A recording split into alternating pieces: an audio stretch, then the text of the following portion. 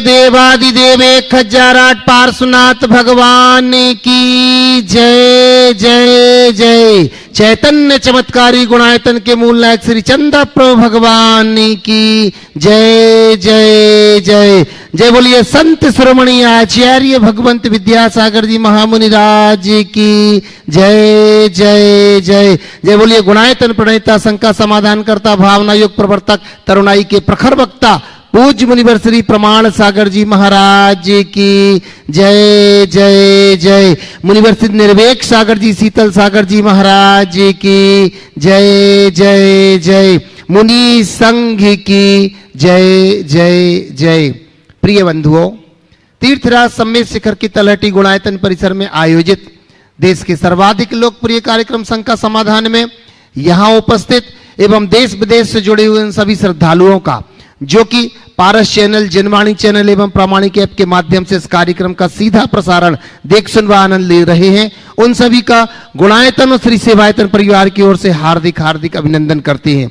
बंधुओं, यह कार्यक्रम प्रारंभ हो उसके पूर्व पूज्य गुरुदेव के चरणों में चलते हैं नमोस्तु निवेदित कर मंगल आशीर्वाद लेने के लिए। भो स्वामी नमोस्तु नमोस्तु नमोस्तु। बंधुओं, हमें बड़ी प्रसन्नता है, लोगों ने गुणायतन से जुड़ करके अपने आप को धन्य किया है। आज जहां निर्वाण निधि के रूप में जुड़े हुए हैं लोग, श्रीमान श्रीमती शवाना, श्रीमान श्रीमन जी जैन, श्रीमती शवाना जी, संस्थानम जी जैन चेन्नई से जोरदार ताली बजा करके हम इनका बहुत बहुत बहुत बहुत अभिनंदन करते हैं। वहीं बंधुओं, जहां लोग क्षेत्र से जुड़ रहे हैं वहीं सेवा के क्षेत्र में भी जुड़ रहे हैं लोगों ने सेवायतन के लिए औषधि दान के रूप में मिताली संघवी बेंगलोर से इन्होंने 21,000 रुपए की राशि समर्पित की है। उनको बहुत बहुत धन्यवाद। उनके इस कार्य की अनुमोदना करते हैं। श्री प्रदीप कुमार जी जैन, पीके जैन, प्रदीप कुमार जी, मंजू अंकित जी, निकिता जी, सुमित जी, अभियान जी, सिंघई परिवार मुंबई से जो कि ऑस्ट्रेलिया के हैं, ऑस्ट्रेलिया में है, जोरदार ताली बजाकर इन्होंने 21,000 रुपए की राशि सेवायतन में समर्पित की है। उनका बहुत बहुत बहुत बहुत अभिनंदन करते हैं। बंधुओं, हम आपसे निवेदन करना चाहेंगे कि गुणायतन का कार्य बड़ी तीव्र गति से चल रहा है। वो दिन दूर नहीं है जब पूज्य गुरुदेव के सानिध्य में यहाँ पर वह पंचकल्याणक प्रतिष्ठा महा महोत्सव यहाँ पर होगा, पर आपके सहयोग के बिना यह संभव नहीं है। मैं आपसे निवेदन करता हूं, आप गुणायतन कार्यालय से संपर्क करके जिस रूप में भी आप चाहें उस रूप से समर्पित होकर के इस कार्य में अपना योगदान दे सकते हैं। अब चलते हैं अपन, जिन्होंने असंख्य भव्य जीवों को जो कि शंका की नदी में बह रहे हैं उन्हें समाधान की नौका दी है, ऐसे पूज्य गुरुदेव के चरणों में वंदन करके अपन पूज्य चुल्लक जी से निवेदन करते हैं, स्वरूप सागर जी महाराज जी से, कि ऑनलाइन प्रश्न के माध्यम से हम सबको पूज्य गुरुदेव से जोड़ने का यह अनूठा कार्य आपसे ही संभव है। इच्छामी इच्छा। नमोस्तु महाराज श्री। प्रथम ऑनलाइन प्रश्न के रूप में अशोक कुमार जी गांधी उत्सव 16 अहमदाबाद से नमोस्तु करते पूछ रहे हैं महाराज श्री कि स्टोपदेश में आता है कि जो शरीर के लिए उपकारी होता है वो आत्मा के लिए अपकारी है और जो शरीर के लिए अपकारी है वो आत्मा के लिए उपकारी है, तो महाराज श्री इस बात का उदाहरण सहित समझाने की कृपा करें। नमस्ते। शरीर के लिए उपकारी हो आत्मा के लिए अपकारी है और आत्मा के लिए उपकारी है वो शरीर के लिए अपकारी। उदाहरण पूछा, शरीर को क्या चाहिए? पांचों इंद्रियों के विषय, अच्छा भोजन, अच्छा प्रसाधन, अच्छे कपड़े, अच्छे आभूषण, है ना। तो ये सब अनुकूल विषय से शरीर पुष्ट होता है। तो जिन विषयों से शरीर पुष्ट होता है उससे लालसा बढ़ने के कारण आत्मा का अहित होता है, और इस लालसा को त्यागने से क्या नाम तप है, तप से आत्मा का हित होता है। तो लालसा को त्यागते हैं तो शरीर का पोषण छूटता है, तो उसका काम बिगड़ता है। इसलिए बहुत अनुभव सिद्ध बात है, जो आत्मा के लिए उपकारी है वह शरीर के लिए अपकारी है, और जो शरीर के लिए उपकारी है वो आत्मा के लिए अपकारी। राजेश जैन आरआई गोपालगंज सागर से नमोस्तु करते हैं पूछ रहे हैं महाराज श्री कि वर्तमान परिस्थितियों में लोगों के जीवन जीने का तरीका बड़ा ही विचित्र हो चला है। इसमें कुछ बातें आम हैं, पहले तो लोग जिम्मेदारी लेना नहीं चाहते, यदि जिम्मेदारी मिल जाए तो निभाना नहीं चाहते, यदि निभाना पड़ जाए तब जवाबदेही से बचते हैं, और यदि जवाब देना पड़ जाए तो सफेद झूठ बोल देते हैं। तो महर्षि इन प्रवृत्तियों से कैसे बचाव किया जाए? लेना नहीं चाहते, ले तो निभाना नहीं चाहते, निभाए तो जवाबदेही नहीं रहते, जवाब देना नहीं चाहते, और जवाबदेही की बात आए तो झूठ बोल देते, सफेद झूठ बोल जाते हैं। ऐसे लोगों से, ऐसी प्रवृत्तियों से कैसे बचा जाए? ऐसे प्रवृत्ति से कैसे बचे या ऐसी प्रवृत्ति के लोगों से कैसे बचे, सवाल के दोनों रूप हैं। पहली बात स्वागत है कि हम ऐसी प्रवृत्ति से कैसे बचें, तो उसके लिए हमें अपने आप को तैयार होना होगा, करना पड़ेगा। जिम्मेदारी का एहसास, मनुष्य जब तक स्वयं के दायित्वों के प्रति जागरूक नहीं होता, न तो जिम्मेदारियों को स्वीकार कर पाता है और न ही उसका निर्वाह कर पाता है। जिम्मेदारी को एक जिम्मेदारी के रूप में देखना चाहिए, हम उसका एहसास करें। जो जिम्मेदारी का एहसास करता है वही उसे निभा पाता है और वही उसके प्रति जवाबदेह भी बनता है।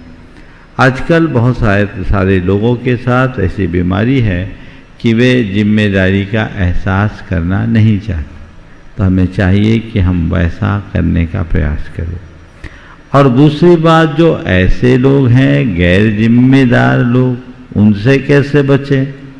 तो पता है कि सामने वाला गैर जिम्मेदार है तो उन पर भरोसा कम रखो और उसकी जिम्मेदारी भी अपने साथ जोड़ लो ताकि उसका दुष्प्रभाव हम पर न पड़े। प्रमोद कुमार जी जन पापड़ीवाल, महावीर नगर, जयपुर से नमोस्तु करते हुए प्रश्न कर रहे हैं महर्षि कि कोई भी व्यक्ति हमारा मित्र या शत्रु बनकर संसार में नहीं आता, हमारा व्यवहार और शब्द लोगों को मित्र या शत्रु बनाता है, यह तो स्वीकार किया जा सकता है, लेकिन प्रश्न यह है कि व्यक्ति की सफलता व उसके प्रगाढ़ पुण्य से जलकर बिना वजह लोग शत्रु बन जाते हैं, तो ऐसे में क्या करें? सफलता या प्रगाढ़ पुण्य के कारण बिना वजह लोग शत्रु बन जाते हैं, ऐसे में क्या करें? बिल्कुल उनको स्वीकार कर लो, क्योंकि ऐसे शत्रु हमारी प्रगति में सहायक होते हैं। एक बात सदैव ध्यान में रखना, गुलाब को जितना कुतरा जाता है वो उतना खिलता है।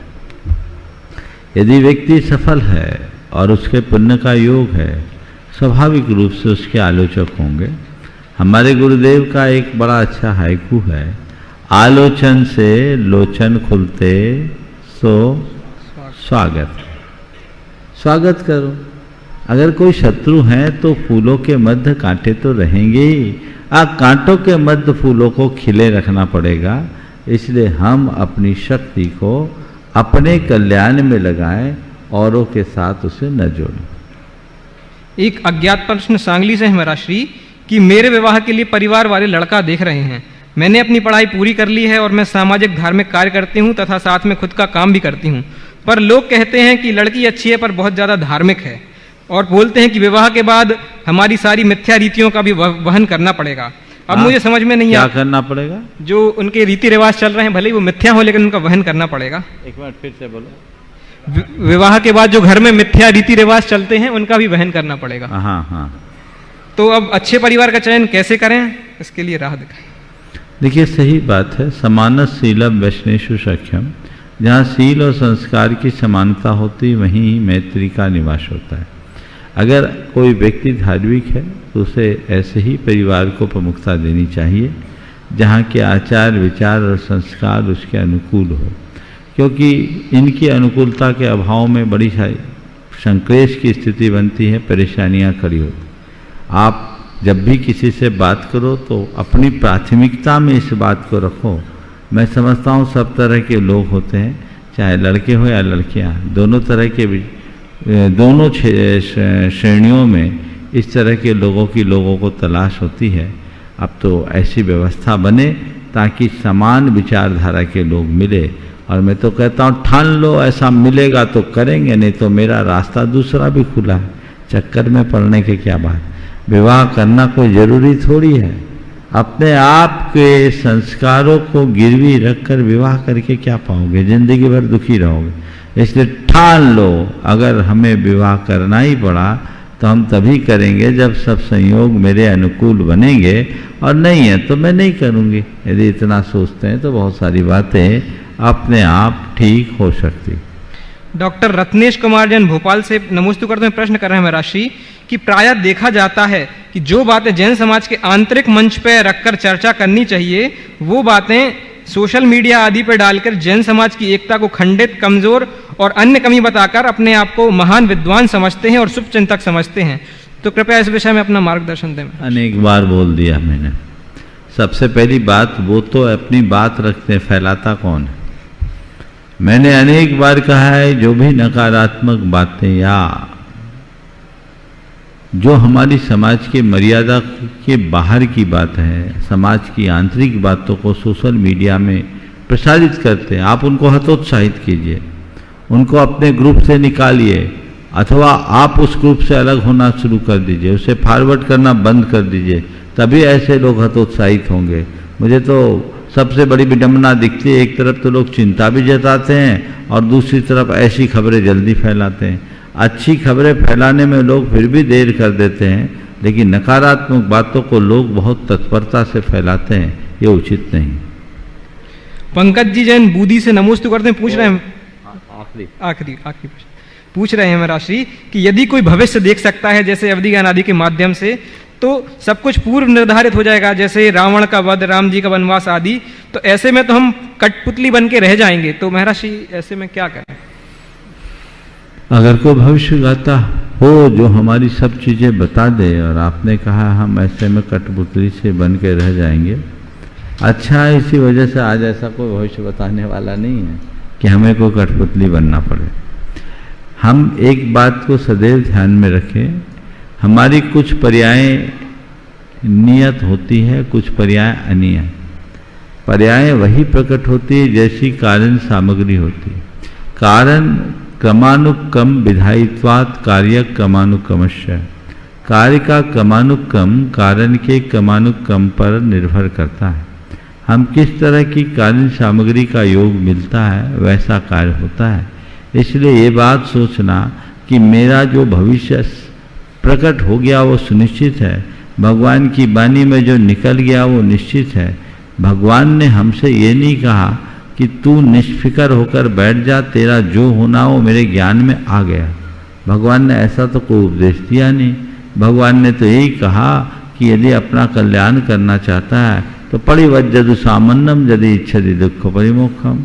तुम अगर दुखों से मुक्त होना चाहते हो तो शीघ्र सामान्य को अंगीकार करो, शीघ्र मोक्ष मार्ग में लगो, जल्दी से अशुभ को छोड़ो, शुभ में रमो।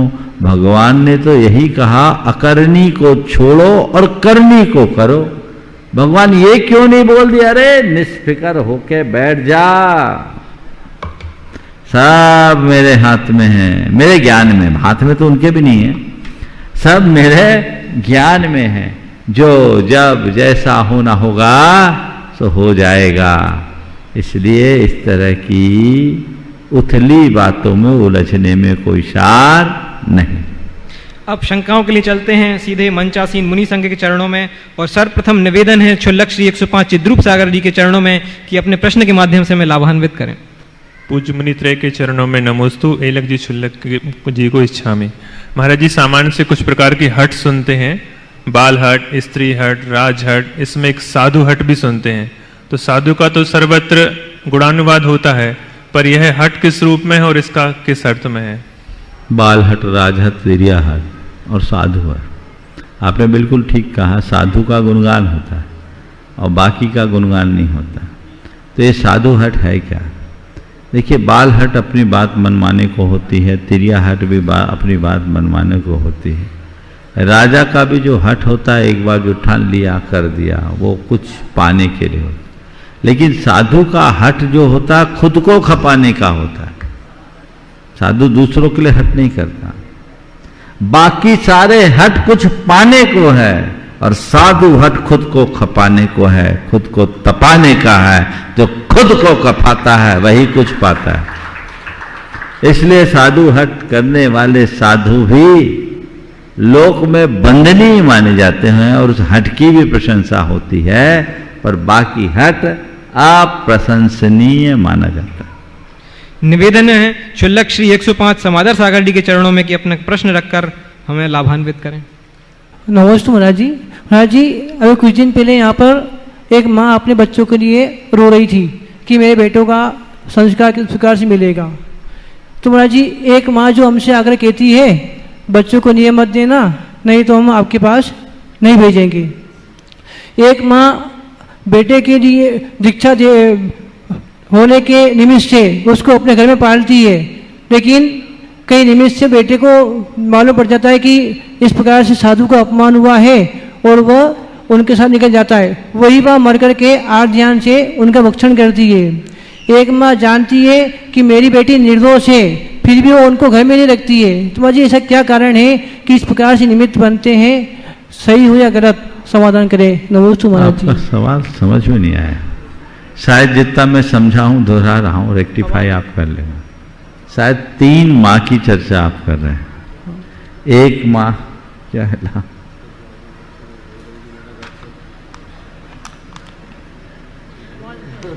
इनका पूरा रेडी रहता है। माँ पढ़ो, क्या बोलो।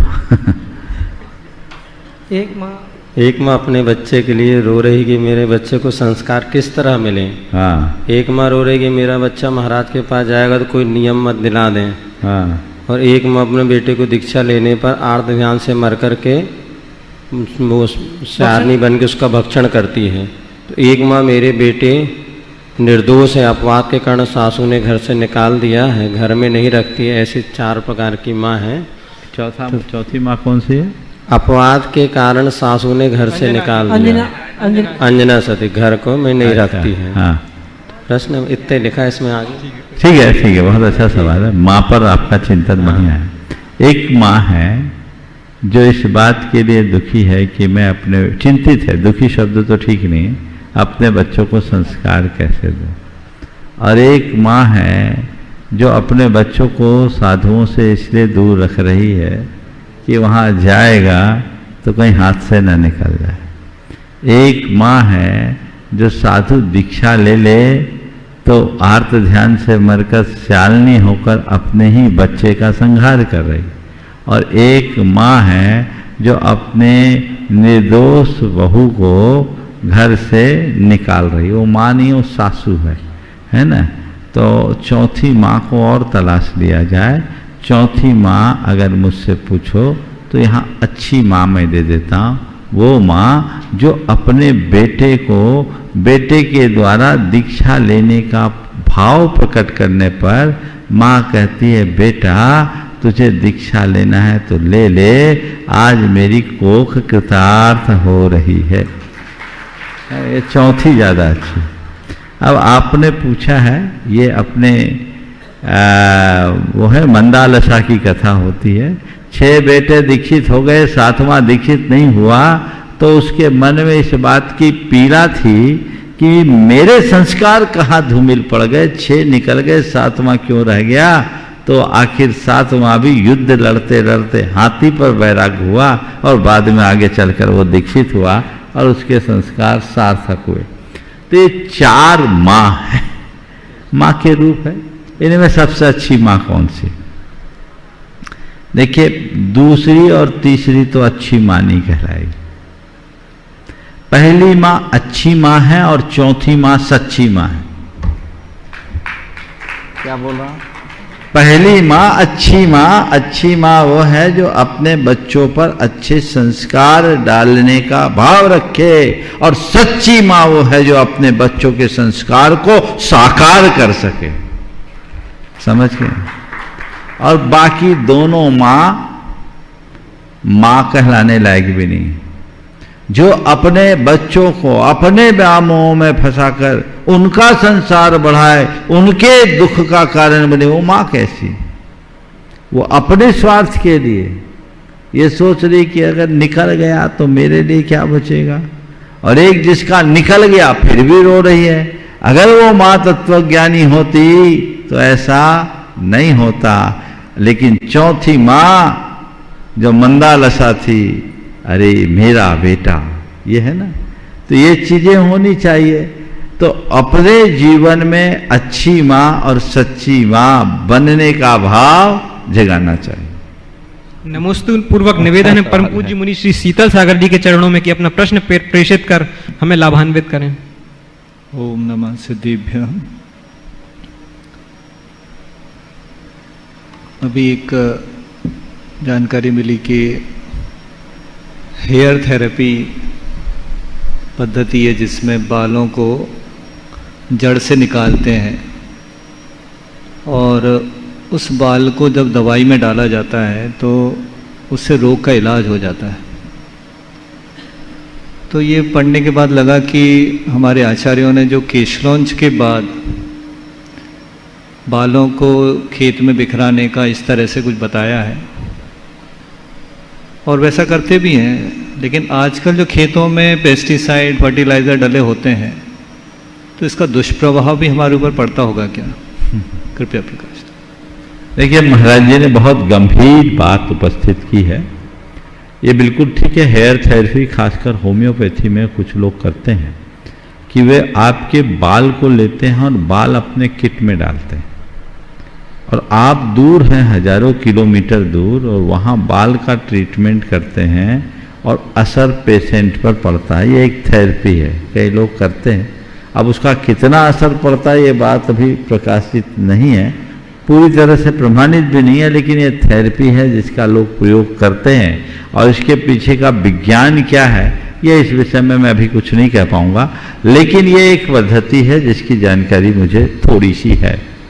आपने जिस तरफ अपना ध्यान खींचा कि अगर बाल को औषधि में डाला जाए तो वो सामने वाले के लिए औषधि का काम कर सकता है, तो अब हम मुनि लोग केश रोज करते हैं। केश रोज करके उसको, चूंकि इस बाल को चीटी वीटी ना उलझ जाए, कोई दूसरे प्राणियों का घात ना हो जाए, इसलिए उसको भूमि में गाड़ देते हैं। अब महाराज की चिंता बिल्कुल सही है। जिस खेत में हमने डाला उस खेत में अगर पेस्टिसाइड डालेगा तो पेस्टिसाइड उस बाल में भी जाएगा, वो बाल में जाएगा तो बाल वाले पर भी प्रभाव पड़ेगा। बात समझने की है। यदि उस थेरेपी के हिसाब से सोचे तो इट में भी ऐसा हो सकता है। इसलिए अब ब्रह्मचारियों, अब खेतों की जगह जंगलों में रखा करो जहां झमेला ही ना आए। समझ गए ना? तो ये बचाव हो सकता है। हालांकि वो भी केवल बाल के संसर्ग का असर नहीं पड़ता, उसकी कुछ फ्रीक्वेंसीज तय की जाती है और उसको उसके साथ जोड़ते हैं तब होता है। ऐसे नहीं तो कहीं किसी को केस डाल दें तो अब आजकल तो एक दूसरे के बाल एक दूसरे में इम्प्लांट भी करते हैं, तब तो बड़ा गड़बड़ हो जाएगा। इसलिए हाँ स्किन नहीं रहती, लेकिन फिर भी उसमें टिश्यूज तो कहीं ना कहीं से आ ही जाते हैं। खैर, ये एक महाराज जी ने जो चिंता प्रकट की है बिल्कुल एक विचारणीय है और इस हेयर थेरेपी की जड़ में जाने के बाद इसका रहस्य और उजागर हो सकता है। नमोस्तु पूर्वक निवेदन है परम पूज्य मुनि श्री निर्वेक सागर जी के चरणों में कि अपने प्रश्न के माध्यम से हमें भी ज्ञान अमृत का पान कराएं। नमोस्तु महाराज। मुनि श्री को नमोस्तु करते हुए, पाठशाला में जब बच्चों को प्रवेश कराया जाता है तो उन्हें एक देव दर्शन का पाठ जरूर याद कराया जाता है, पढ़ाया जाता है। उस देव दर्शन में एक पंक्ति आती है, नहीं त्राता नहीं त्राता नहीं त्राता जगत्त्रये वीतरागात परो देवो ना भूतो ना भविष्यति।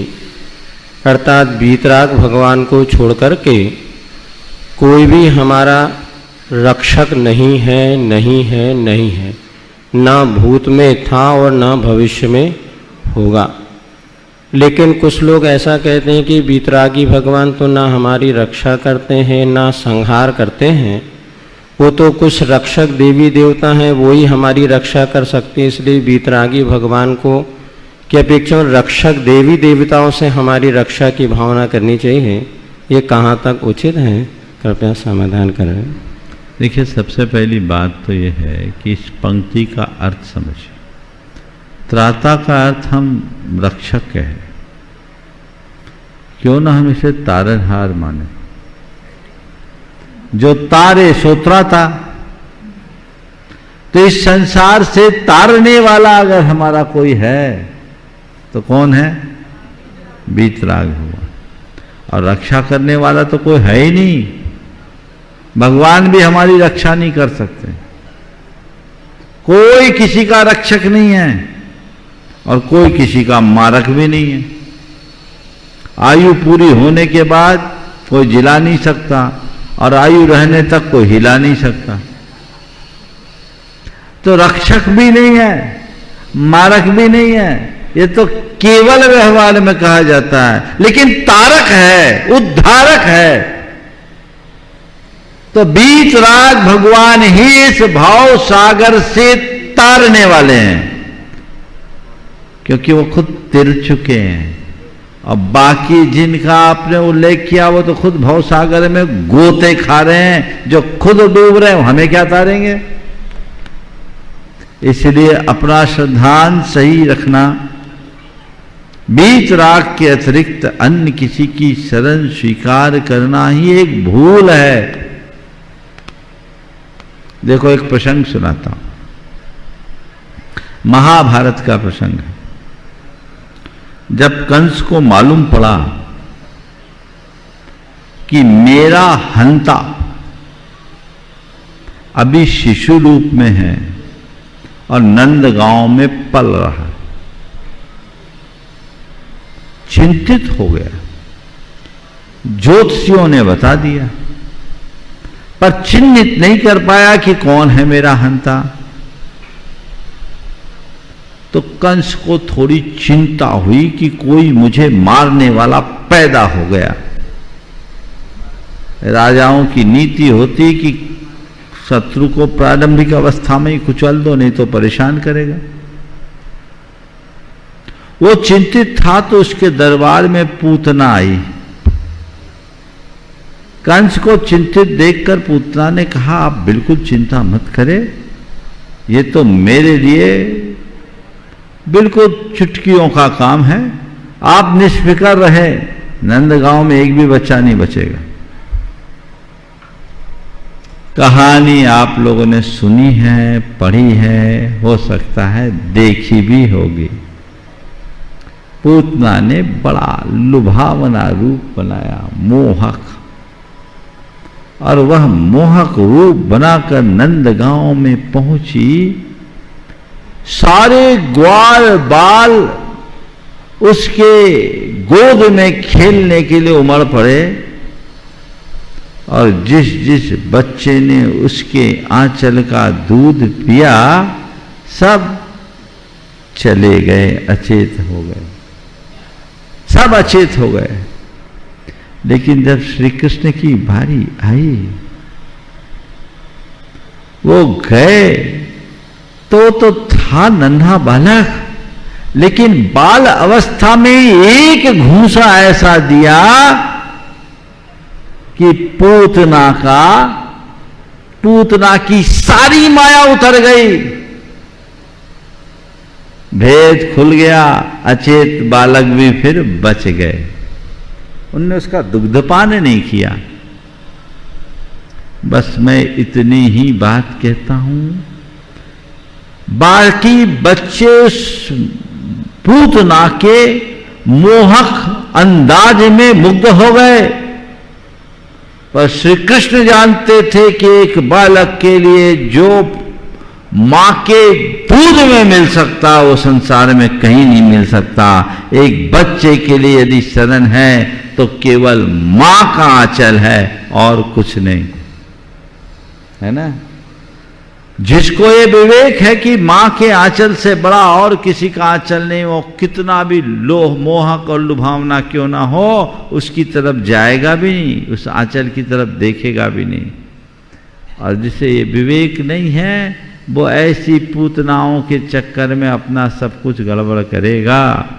तो जो विवेकी ज्ञानी जीव है वो बीतराग परमात्मा को मां के आंचल की तरह शरण्य मानता है और उनसे भिन्न सबको पूतना के समान संसार वर्धक समझता है। इसलिए उनसे बचो, किसी के चक्कर में मत पड़ो। ऐसे तुम सोचोगे कि वो मुझे बचा देंगे, तो कोई किसी को नहीं बचा सकता। इसी बात को ध्यान में रखते हुए कार्तिकेयानुप्रेक्षा में कहा कि भैया बहुत ऊंची बात कही, उससे नियतवाद की पुष्टि होती, इसलिए लोग उसको जोड़ते हैं, पर मैं उस संदर्भ में नहीं करा। एक भावनीय बात है, एक सम्यक दृष्टि की भावना को मजबूत बनाने के लिए कार्तिकेय स्वामी क्या कहते हैं, जम जस जम मिदेशे जेन बिहानेन जम मिकालेन नादम जिन्नम नेदम जम्मम्बा अहो मरनम्बा तम तस तम मिदेशे तेन बिहानेन तम मिकालम्मी को वारे तुम सक्को इंदोवा अहो जिनिंदोवा। जिसका जन्म मरण जब जैसा होना है, जैसा भगवान ने जाना है, उसको न इंद्र टाल सकता है न जिनेंद्र टाल सकते हैं। इसलिए चक्करों में मत पड़ो। जिनके पीछे तुम अपनी रक्षा की गुहार लेके जाते वो खुद ही असुरक्षित है। इस सत्य को जाने, बस भगवान से हमें प्रेरणा मिलती है। वो भवतारक है, वो उद्धारक है, उनसे हम वीतरागता का संदेश प्राप्त करके अपने जीवन की दिशा और दशा को बदल सकते। प्रत्यक्ष प्रश्नों के माध्यम से कार्यक्रम को आगे बढ़ाएंगे ब्रह्मचारी विजय भैया। निवेदन कर रहा हूं हमारे बीच में, क्योंकि व्रतियों का मंच चल ही रहा था, तो हमारे बीच में जिन्होंने दशम प्रतिमा को धारण किया है, ऐसी हमारी अग्रजा आदरणीय सविता दीदी जी से निवेदन करता हूं, और इसके बाद में ब्रह्मचारिणी सुनीता दीदी जी से निवेदन करूंगा। परम पूज्य साक्षात विराजमान रत्नत्रय से मोक्ष मार्ग को प्रकाशित करने वाले मुनित्रय के चरणों में कोटि सा नमोस्तु। ऐलक छुल्लक श्री के चरणों में कोटि सा इच्छा में। मुनि श्री, अभी हम आचार्य ज्ञान सागर महाराज जी का सम्यक तो सार शतकम का स्वाध्याय कर रहे थे। आचार्य भगवंत का उसे बहुत सारा एक अलग चिंतन भी उन्होंने दिया। उसमें एक बहुत अच्छी बात उन्होंने कही कि जो धर्म ध्यान के 4 भेद हैं, वो चारों भेद प्रशम, संवेग, अनुकंपा, आस्तिक्य में घटित होते हैं। उन्होंने क्रमशः धर्म ध्यान को कारण कहा है और भावों को कार्य कहा है। उन्होंने कहा आज्ञा विचय प्रशम भाव में, अपाय विचय संवेग भाव में, और विपाक विचय करुणा भाव में, और आस्तिक भाव उन्होंने घटित किया संस्थान विचय धर्म ध्यान में। उन्होंने बहुत अच्छे से कारण कार्य की व्यवस्था बताई है। एक कारण है और भाव कार्य है। तो मुनि श्री इसी को जरा स्पष्ट आपके श्री मुख से सुनना चाहते हैं कि धर्म ध्यान में और भावों में कारण कार्य व्यवस्था कैसे घटित होगी। नमोस्तु महाराज। धर्म ध्यान और भावों में कारण कार्य की व्यवस्था, आपने ज्ञान सागर जी महाराज के चिंतन को बहुत व्यवस्थित तरीके से रखा है, और मैं मानता हूँ ये बड़ा मौलिक चिंतन है। सम्यक सार शतकम मेरा बड़ा प्रिय ग्रंथ है। हमने अनेक बार उसे पढ़ा भी है, पढ़ाया भी। उसमें जो ज्ञान सागर जी महाराज ने खासकर कारण कार्य व्यवस्था का विवेचन किया, वो अपने आप में अद्भुत है। पहली बात तो आपके इस प्रश्न के माध्यम से मैं सभी से कहूँगा, जो थोड़े तत्व जिज्ञासु हैं वे एक बार सम्यक सार शतकम का स्वाध्याय अवश्य करें। आपने पूछा भावों का धर्म ध्यान से क्या संबंध। मैं तो कहूँगा भाव ही ध्यान है, भाव ही ध्यान है। शुभ भाव धर्म ध्यान है, अशुभ भाव आत्रोध ध्यान है। ऐसा मैं नहीं कहता। शुद्ध भाव शुक्ल ध्यान है, ऐसा मैं नहीं कहता। आचार्य कुंद कुंद कहते हैं। भावम तिविहि पयारम अशुभम शुभम च शुद्धमेव नायबम अशुभम च अद्दरुठम सुधम्मो बयाना है। तो अशुभ भाव आर्त रौद्र ध्यान है और शुभ भाव धर्म ध्यान है। तो आर्त रौद्र ध्यान से बचकर धर्म ध्यान में मग्नता ही हमारी सच्ची भावना है। तो आपने पूछा भावों को हम धर्म ध्यान से कैसे जोड़ें। भावों की दिशा मोड़ दें, धर्म ध्यान हो जाएगा। यदि भाव नकारात्मक दिशा में है, वो अशुभ है, पाप का असर कराने वाले हैं, आर्त रौद्र हैं, संसार का विस्तार करेंगे। कारण और कार्य उन्होंने धर्म ध्यान को कारण कहा, आज्ञा बचे, अपाय बचे, विपाक बचो, और प्रशम, सम्वेक, अनुकंपा को क्रमशः कार्य कहा। ऐसा धर्म कार भाव जो है, अर्थात हमारे अंदर की धार्मिक भावना से ही प्रशम भाव आया। संवेग, संसार से भय है, ये भी हमारी धार्मिक भावनाओं का ही परिणाम है। इसी तरह अनुकंपा है, और आस्तिक यानी आस्था रूप जो परिणाम है, उस परिणाम को जन्म देने वाला कौन है? भाव। तो शुभ भाव है, तो शुभ भाव कारण है, और उसके कारण प्रथम संवेग, अनुकंपा और आस्तिक के जैसी परिणति उसका कार्य हो गया। ये अर्थ। ठीक है, तुम्हारे निवेदन कर रहा हूँ ब्रह्मचारिणी सुनीता दीदी जी, और इसी के बाद पुनः निवेदन करूंगा व्रती बहन ब्रह्मचारिणी पुष्पा दीदी जी जयपुर से। तीनों मुनिवर के चरणों में नमोस्तु नमोस्तु नमोस्तु। एलक जी के चरणों में इच्छा में, सभी क्षुल्लक जी के चरणों में इच्छा में, इच्छा में, इच्छा में। महाराज जी, हम लोग, आप लोग जो चातुर्मास करते हैं, जो व्रती नहीं है, प्रतिमाधारी नहीं है, लेकिन चातुर्मास में यम नियम संयम में कैसे बंधना चाहिए, और उसमें बंधने के बाद में कैसी प्रवृत्ति रखना चाहिए कि चातुर्मास में आगे जाकर के व्रतों को अंगीकार भी करें, और चातुर्मास में कैसे अपने आप को संयमित रखें। थोड़ा पहले पूछना था, लेट पूछा। देखिए, चातुर्मास मुनियों का, पर गृहस्थ भी, व्रती भी अपने आप को संयम से बांधने की दृष्टि से ऐसा कर सकते हैं। असंयम से निवृत्ति ही चातुर्मास का मूल उद्देश्य है। तो एक आम व्यक्ति जो चाहता है कि मेरा धर्म ध्यान निर्बाध हो, चातुर्मास के दिनों में कम से कम भादों तक आवागमन को टाले, जितना बने आवागमन टाले, बल्कि संकल्पित ही हो जाए कि मुझे कहीं नहीं जाना, एक जगह रहना। पहले ऐसा लोग करते थे, लेकिन अब आजकल लोगों को रहा नहीं जाता, सुविधाएं भी सब तरह की सब जगह नहीं बनती। लेकिन पहला प्रयास हो आवागमन टले। आवागमन टालने के बाद मैं खासकर व्रतियों को लक्ष्य रख कर कह रहा हूँ, 2 माह तक के लिए ससंकल्प एक स्थान पर रहना, अपनी प्रवृत्तियों को संयत रखना, खान पान आचार व्यवहार में और अधिक संयम रखना। व्रतों, बरसात के दिनों में ऋतु अनुकूल रहने से व्रत उपवास भी बहुत अच्छे से हो जाते हैं। तो यथासंभव व्रत उपवास आदि करना और अपनी अंतरंग साधना को बढ़ाना। एक जगह टिकने में स्वाध्याय भी होता है, साधना भी होती है। इन सब बातों को जो लक्ष्य लेकर के चलते हैं उनके लिए ज़्यादा आनंद है। नमस्ते। निवेदन कर रहा हूँ जयपुर से व्रती बहन पुष्पा दीदी जी, और इसी के बाद निवेदन करूंगा मैं माननीय गुणायतन मंत्री चंद्रकला जी पाटनी जी से। नमोस्तु महाराज श्री, नमोस्तु नमोस्तु। इच्छा ही महाराज श्री।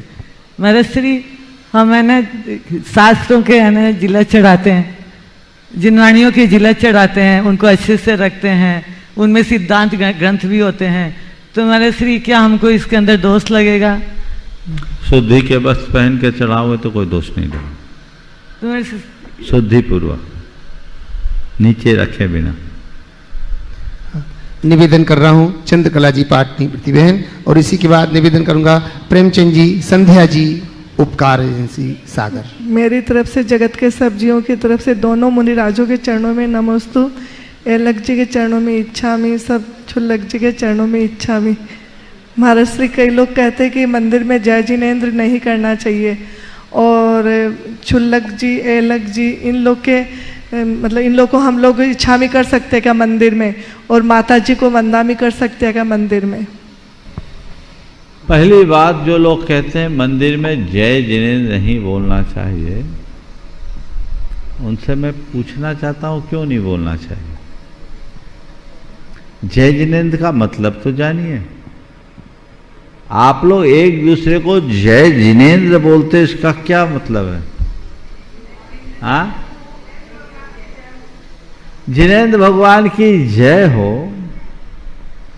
तो आप जय जिनेन्द्र बोलते, वो भी बोलते जिनेन्द्र भगवान की जय हो। तो वो इस बात का द्योतक है कि मैं भगवान जिनेंद्र का अनुयायी हूं, तो वो बोलता मैं भी भगवान जिनेंद्र का अनुयायी हूं। तो हम तो रोज यही चाहते कि सारी दुनिया के हृदय में जय जिनेंद्र हो जाए, सब तरफ जिनेंद्र की जय हो जाए, यही तो प्रभाव है। तो निज पर को प्रेरित करने के लिए है जय जिनेंद्र। तो हम नमन किसको कर रहे हैं? जिनेंद्र भगवान को कर रहे हैं। सामने वाले का सत्कार इस भाव से, हम तुम एक बराबर, हमारे आराध एक, हमारी आस्था एक, हमारी भावना एक, हमारा लक्ष्य एक। इसलिए जय जिनेंद्र, तो वो बोलेगा जय जिनेंद्र, कोई बुराई नहीं। रहा सवाल एलक जी छुल्लक जी को इच्छामी, आरिकाओं को बंदामी, मुनि महाराज को नमोस्तु, ये भी जोड़ लो। मंदिर जी में करें कि नहीं करें? मंदिर जी में आप जाओ तो पहले भगवान को नमन करो। भगवान को नमन करने के बाद कोई भी साधु यदि मंदिर जी में है तो जब तक वो अपनी वंदना पूरी ना कर ले तब तक उनको नमन ना करो। कायदे से साधु की वंदना भी साधु के कक्ष में जाकर करनी चाहिए। सामूहिक रूप से जैसे भी आचार भक्ति होती तो उस समय आपने वंदना कर ली, वो है। अब आपको जहां मिल गए सो कर गए, जहां उनका स्थान वहां करो, पर मंदिर जी आदि के मिले तो यथायोग सत्कार करने में दोष नहीं करना चाहिए। जैसे मंदिर में इच्छा में बोलते तो हमारा वो निदान जैसा हो नहीं। इच्छामी का मतलब ये नहीं कि मैं क्षुल्लक बनना चाहता। इच्छामी का मतलब है कि आपके पद की, आपके व्रतों की मैं सराहना करता हूं, मैं उसकी अनुमोदना करता हूं। ये प्रेमचंद जी, संध्या जी, उपकार परिवार सागर से, और इसी के बाद निवेदन करूंगा मैं वर्षा जी चौगले भाव से, महाराष्ट्र से। मेरे आराध्य गुरुदेव नमोस्तु नमोस्तु नमोस्तु। सभी चेलक महाराज जी, छुल्लक महाराज जी को इच्छामी इच्छामी इच्छामी। महाराज श्री, छाता बारिश तो नहीं रोक सकता किंतु बारिश में खड़े होने का साहस अवश्य देता है। ठीक इसी प्रकार आत्मविश्वास सफलता की गारंटी तो नहीं देता किंतु संघर्ष करने की प्रेरणा अवश्य देता है।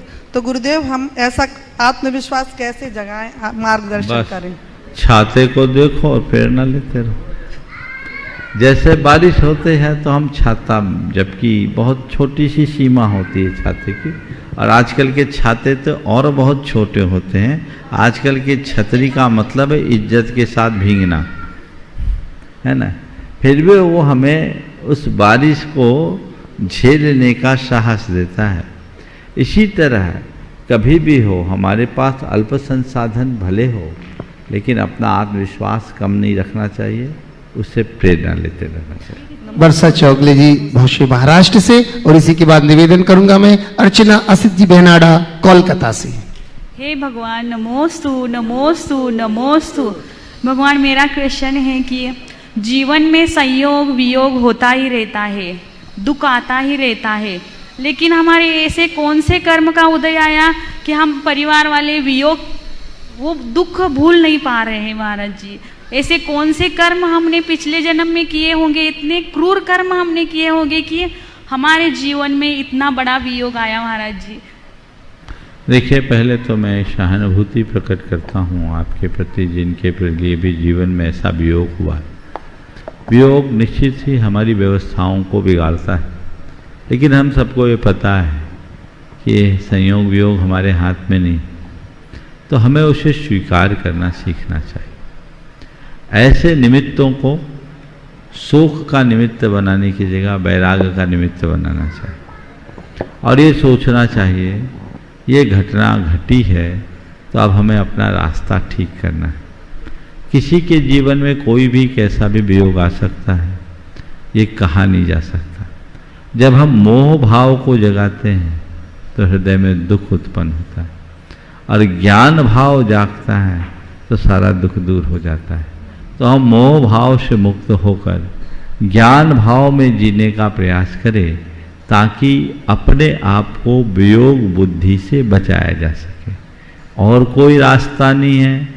जो घटना था वो घट गया, वो लौट के आने वाला नहीं है। तत्व ज्ञान का आलम्बन लीजिए जिससे रास्ता प्रशस्त हो सके। अर्चना असित जी बेनाडा कोलकाता से, और इसी के बाद मैं निवेदन करूंगा गुणायतन ट्रस्टी कीर्ति जी दिल्ली से। नमोस्तु महाराज जी, इच्छामि महाराज जी, इच्छामि महाराज जी। शंभु कुमार 12 वर्ष तक तप किए और उसका फल लक्ष्मण जी ले गए और उसी खड़ग से उनकी मृत्यु हो गई। तो ये कैसी कर्म की विडंबना है कि उन्होंने 12 वर्ष तक तप किया और उसी से उनकी हत्या हो गई। देखो, कहानी के विस्तार में मैं नहीं जाता, लेकिन इस कहानी में हमें एक आध्यात्मिक संदेश दिखता है। मैं शंभु कुमार एक व्यक्ति के रूप में नहीं देख रहा हूँ, और लक्ष्मण जी को भी मैं एक व्यक्ति के रूप में नहीं देखता, एक वृत्ति के रूप में जब देखता हूँ तो इसका उत्तर मुझे अलग दिखता है। शंभु कुमार ने 12 वर्ष तक औंधे मुंह रहकर तप किया। उसे चंद्रहास खड्ग की सिद्धि होने के बाद भी उपलब्ध नहीं हुई, है ना। लक्ष्मण जी को पल में हो गई। इसका अर्थ मुझे कुछ और दिखता है। ये शंभु कुमार है, हमारे भीतर का अज्ञान जो औंधे मुंह यानी विवेकहीन होकर के तप कर रहा है। और जब कोई अज्ञानी विवेकहीन बनकर कोई तप करता है तो उसे उस तप का कोई फल नहीं मिलता। लेकिन लक्ष्मण है विवेक। जब तप के साथ विवेक जुड़ता है तो वो तप तुरंत सिद्धि में परिवर्तित हो जाता है। वो चंद्रहास खड्ग है, वो ज्ञान है। तो विवेकी लक्ष्मण के आह्वान पर वो चंद्रहास खड्ग एक पल में उनके पास आया, और जब ज्ञान आता है ना तो अज्ञान का सर्वनाश हो जाता है। उसी खड्ग के प्रहार से शंभु कुमार चल बसा। अगर ऐसा आध्यात्मिक अर्थ ले लो तो शायद कोई प्रश्न शेष नहीं रहे। नमोस्तु महाराज। कीर्ति जी दिल्ली से गुणायतन ट्रस्टी, और इसी के बाद तैयार रहेंगे निधि जैन भोपाल से। नमोस्तु भगवान। एलक जी और छुल्लक जी के चरणों में इच्छामि। गुरुदेव, मान कषाय स्वहिंसा है या परहिंसा? मान कषाय स्वहिंसा है या परहिंसा, और कैसे? मान कषाय स्वहिंसा परहिंसा दोनों है। मान किया यानी कषाय किया, कषाय करने का मतलब हिंसा है। और जब हम मान कषाय से भरते हैं तो औरों का अपमान करते हैं, उनका हृदय दुखी होता है, तो ये भी हिंसा है। नमोस्तु गुरुदेव। निधि जैन भोपाल से, और इसी के बाद तैयार रहेंगे जिनका आज पूज्य श्री ने संस्कार किया है, ऐसा छोटा सा बेटा मेघा जी अर्घ्यम जैन इंदौर से। परम कृपालु दयालु गुरुवर के चरणों में कोटि कोटि नमन, कोटि कोटि आभार। महाराज श्री, यह प्रश्न मेरे बेटे जीत का है। वो पूछ रहा है कि आपको इतने बड़े बड़े ग्रंथ एक बार पढ़ने में याद हो जाते हैं और मेरे से एक छोटी सी किताब ही नहीं पढ़ी जाती है, वो याद नहीं होती, तो मैं क्या करूं? और यहाँ की जो रह के गया ना तो उसको बहुत याद आ रही है। इधर उधर की बातें याद करना बंद कर लो तो अपनी बातें याद रहे। मुझे ग्रंथों की बात इसीलिए याद रहती कि मैं ग्रंथों ही से ही बात करता हूँ, औरों से नहीं। हर विद्यार्थी को चाहिए कि पढ़ाई करना हो तो उसके पहले एकाग्रता और तत्परता हो। एकाग्रता और तत्परता तभी होगी जब और बातों से आप अपने आप को दूर रखेंगे। 10 जगह दिमाग लगाने वाले को कोई भी बातें याद नहीं रहती। मेघा अर्घ्यम जी, और इसी के बाद निवेदन करूंगा रतनलाल जी सिंघौली से गुणायतन ट्रस्टी। नमोस्तु महाराज जी। इच्छामि महाराज जी, में जब घुटनों में दर्द होता है तब हम दवा लगा लेते हैं, पर जब मन में दर्द हो तब हम क्या करें?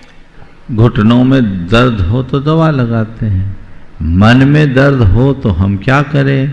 जब मन में दर्द होने लगे ना तो गुरुओं की वाणी का मरहम लगा लो, मन का दर्द दूर हो जाए।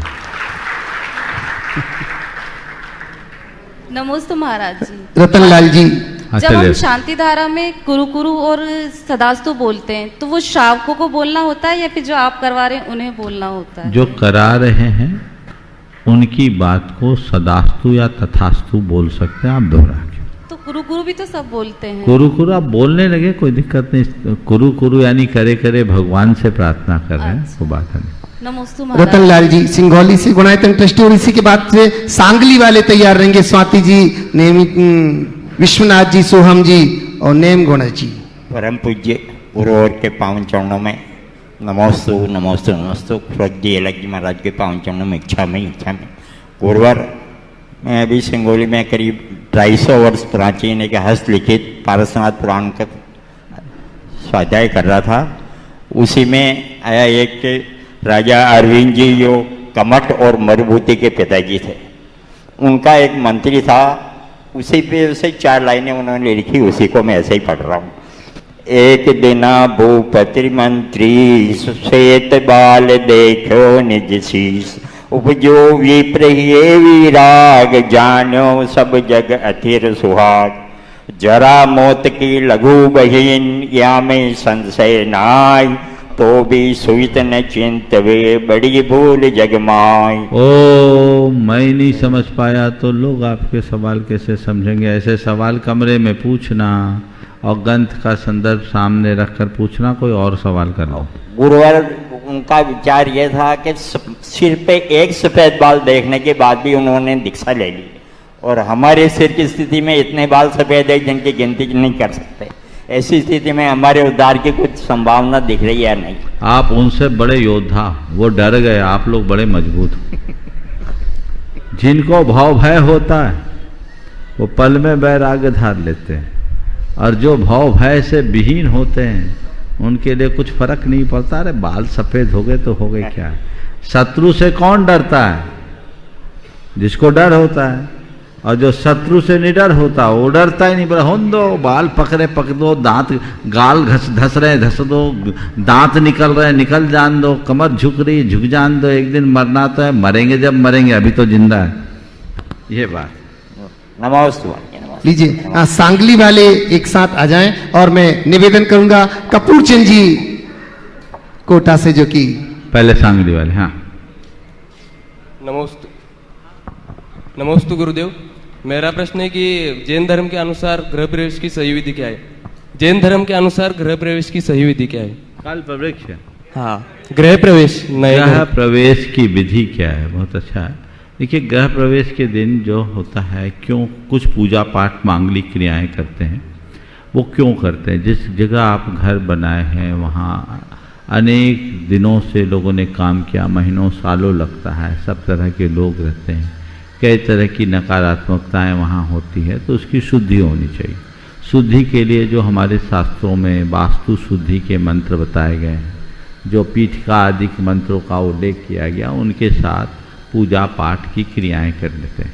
पूजा पाठ की क्रिया करने के बाद मंदिर जाते हैं, मंदिर जी जा कर के घर के जो मुखिया हैं वो आगे आते हैं, और एक कलश लेकर के घर में मंगल का प्रतीक मानकर उसको घर में स्थापित करते हैं। वो घर के प्रवेश की मूल क्रिया है, तो जो पंडित लोग बताते हैं उनसे जान लो। तो प्रतिमा ले जाना उचित है क्या? प्रतिमा जी ले जाने का विधान तो नहीं है, यंत्र जी ले जा करके कर सकते हैं, यंत्र जी के सामने शांति विधान वगैरह कर सकते हैं। चलिए कपूर चंद जी को। वैसे महाराज जी से ये प्रश्न न पूछकर ये प्रश्न तो हमसे पूछ लेते, महाराज जी से तो पूछना था तुमको कि ग्रह निकासी की विधि क्या है? बिल्कुल ठीक बात बोल। हाँ ठीक है। गुरुवर के चरणों में मेरा मेरे परिवार का त्रिबार नमोस्तु नमोस्तु। सुलभ जी महाराज के, अलग जी महाराज के चरणों में वंदन। इच्छामी इच्छामी इच्छामी। गुरुदेव, आज का विज्ञान, बोलो जल्दी। आज के विज्ञान का उपयोग अहिंसा को जीवंत और व्यापक उपयोग के लिए, मानवता के कल्याण के लिए किस प्रकार हो? आज के विज्ञान का उपयोग अहिंसा को जीवंत और उसका व्यापक प्रचार प्रसार हो और मानवता का कल्याण हो, उसके लिए किस प्रकार होना चाहिए? विज्ञान का उपयोग अहिंसा और जीवन के व्यापक प्रचार प्रसार के लिए, मानवता के कल्याण के लिए कैसे करें? वैज्ञानिक साधनों के माध्यम से लोगों की चेतना को जगाने का अभ्यास करें, संवेदना को जगाने का अभ्यास करें। शास्त्रों में उल्लिखित बातों को वैज्ञानिक आधारों से हम पुष्ट करके चले तो हम इस बात में बहुत आसानी से आगे बढ़ सकते हैं, और वो हमारे जीवन के लिए रक्षक और सहायक भी हो सकता है। उस दिशा में हमें सतत प्रयास करना चाहिए। समय आप सबका हो गया है, यहीं पर विराम। बोलिए परम पूज्य आचार्य गुरुवर श्री विद्यासागर जी महाराज की जय जय जय।